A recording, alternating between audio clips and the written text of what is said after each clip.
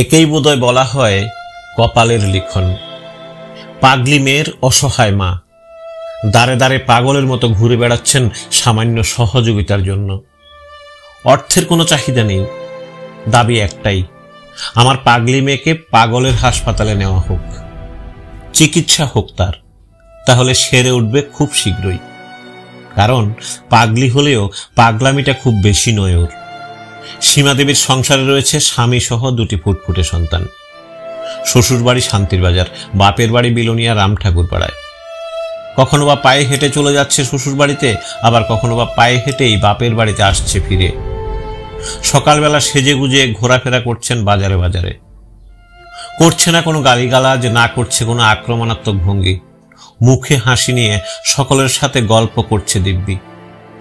Photo তোলার সময় বুদ্ধি করে গুছিয়ে নিচ্ছে নিজেকে। গত 6 মাস যাবৎ এরকম একটি গৃহবধূর অস্বাভাবিক আচরণে স্তম্ভিত সবাই। তাই সকলের মুখে সাফ কথা একটাই, যদি একটু চিকিৎসা করা যায় তাহলে মানসিক ভারসাম্যহীনতা থেকে পুরোপুরি সেরে উঠতে পারে সীমাদেবী। কিন্তু কে শুনে কার কথা? একদিকে ভবঘুরের মতো বাজারে ঘুরে বেড়াচ্ছে 35 বছর বয়সী মানসিক ভারসাম্যহীন মেয়ে সীমা নমদাস, অন্যদিকে মেয়েকে মেন্টাল হসপিটালে পাঠানোর জন্য দাঁড়ে দাঁড়ে আকুতি জানাচ্ছেন হতদরিদ্র অসহায় মা। যাই হোক, উপায়ান্তর না দেখে বিলোনিয়া বিজেপি মণ্ডল সভাপতি সায়ন্তন দত্তের নিকট দ্বারস্থ হয়েছেন তিনি।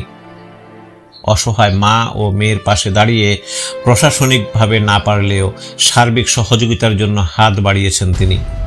পাশাপাশি পদ্ধতিগতভাবে এগিয়ে যাওয়ার জন্য কাগজে কলমে সাহায্য করেছেন অ্যাডভোকেট সুব্রত ভট্টাচার্য।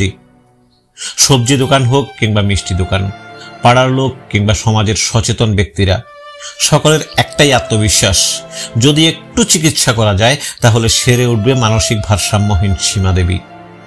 এ নিয়ে সীমাদেবীর মা সাফ কথা কি বলছেন শুনে নেব ওনার মুখ থেকেই। বিভিন্ন জায়গাতে ঘুরতেছেন, কইছেন কি লিগে ঘুরতেছেন? ঘুরতেছি মানে মায়ের একদম হাসপাতালে ট্রিটমেন্ট করবে লাগে সরকারি ভাবে। বাবু হাসপাতালে বলতে কোন হাসপাতাল? নরসিংহ। আচ্ছা, মেন্টাল হাসপাতালে নিত? হাসপাতালে, হ্যাঁ। কারে কারে কইছেন? গেলাম আমরা সায়ন্তর কাছে গেছি মন্ডলে, তারা কইছে যে ঠিক আছে, মানে সব হয়ে যাইব গা।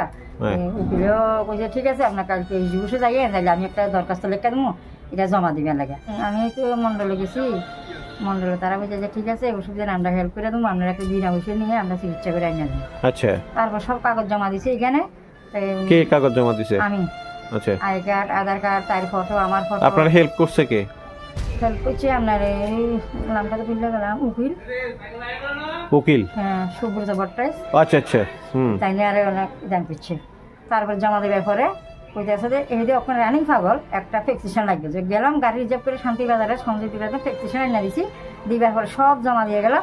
আমার বাসাত গেছি রে, এবার ফোন করে কইতেছে যে নেছে দিয়ে বলে লিখিত লাগবে। কিতা লিখিত লাগবে কি জানি, সার্টিফিকেট, ট্রান্সফার সার্টিফিকেট। আমি তো তাহলে অসম্ভব, আমার দ্বারা হইতে না, নিতে পারি না। তা আপনি মানে এই আবার 1000 টাকার মেন্টাল সার্টিফিকেটটা এনে দিয়েছেন, মানে কি? 1000 টাকা না, গাড়ি ভাড়া দিলাম আপনার 800 টাকা। হ্যাঁ বাবু, গাড়ি রিজার্ভ করে নিচ্ছে, তারপরে আবার ডাক্তার দিয়েছি 300 টাকা। মানে ওইখানে 1000 টাকা খরচা করে পেপার আনছিলেন? হ্যাঁ। এখনো কাজ হইছে না? কাজ হইছে না, তারা দেয় না, ম্যাডামের সই দেয় না। কেন, সমস্যা কিতে হইতাছে? তারা ম্যাডামে না জানাই, আমি ম্যাডামে যে আমার কাছে লই আসো, ম্যাডামের আমি বুঝে রাখি, দেয় না ম্যাডামের সই। তা আপনার এখন ইচ্ছাটা কিতে? শুধু মেয়েরে নিয়ে মেন্টালে মানে একটু চিকিৎসা করে, মেন্টাল হসপিটালে নিয়ে পৌঁছানো, চিকিৎসা করে জানা লাগে। তাইলে আপনার মানে এর দূরে দাবি? হ্যাঁ। তো এই ক্ষেত্রে আপনারে আর অন্য কোনো জায়গাতে গেছেন নি? না, ওইখানে গেছেন? ওখানে গেছি না বাবু, যে যেন দরকার নিয়ে গেলাম।